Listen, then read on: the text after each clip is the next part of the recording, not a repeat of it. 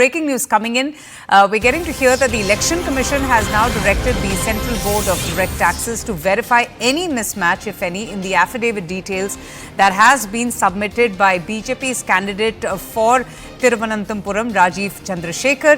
In fact, the Indian National Congress had sent a complaint to the Election Commission of India regarding mismatch in the actual and declared assets in the affidavit that has been submitted by Rajiv Chandrasekhar. So the Election Commission asking the CBDT to verify any mismatch, if at all, in Rajiv Chandrasekhar's affidavit.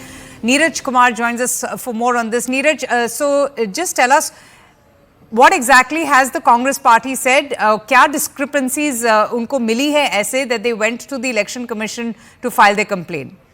देखिए, Congress party ने चुनाव आयोग को ये बताया है कि जो वास्तविक के तौर पे जो एक्चुअल उनकी प्रॉपर्टी है, जो एसेट्स दिखाए हैं, एसेट्स है राजीव चंद्रशेखर की, और दूसरी तरफ जो इलेक्शन एफिडेविट में उन्होंने अपना प्रॉपर्टी के डिटेल्स या एसेट डिटेल्स दिए, उन दोनों में फर्क है।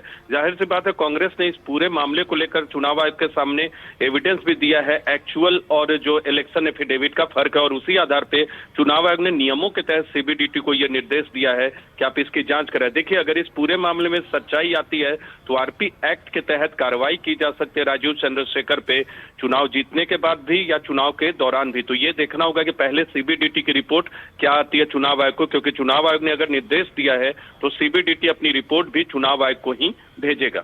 तो नीरज, एक बात बताइए कि अगर कुछ मिला सीबीडीटी को कुछ मिला कि कोई मिसमैच हुआ है वो एसेट डिक्लेरेशन में, उसकी क्या कॉन्सिक्वेंस हो सकती है राजीव चंद्रशेखर पर? देखिए, कॉन्सिक्वेंसेस तो यहाँ तक हो सकते हैं कि उनका चुनाव खारिज होता है। हालांकि चुनाव की प्रक्रिया तो शुरू हो गई है, लेकिन अगर आप चुनाव जीत जाते हो तो उस स्थिति में आपका चुनाव खारिज हो सकता है। और न सिर्फ आरपी एक्ट के तहत बल्कि इंडियन पीनल कोड के तहत भी ये मामला आता है, उस श्रेणी में भी आता है।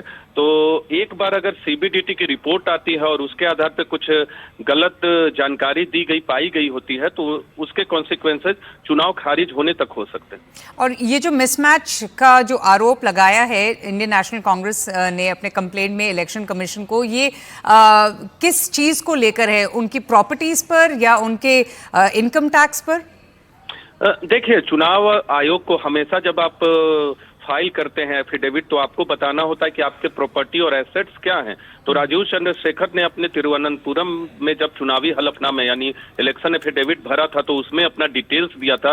वो डिटेल्स सार्वजनिक होता है, एक बार पूरी प्रक्रिया सामने आ जाती है। तो इससे पहले जो कांग्रेस का दावा है कि एक्चुअल उनकी प्रॉपर्टी या एसेट ज्यादा है, तो उन दोनों के फर्क को चुनाव आयोग ने बताया है चुनाव आयोग को, और उसी शिकायत के आधार पर सीबीडीटी को ये जांच के आदेश दिए। देखना होगा कि कांग्रेस का आरोप सही है या गलत। All right, thank you so much for joining us, Neeraj, and getting us more details on this big news.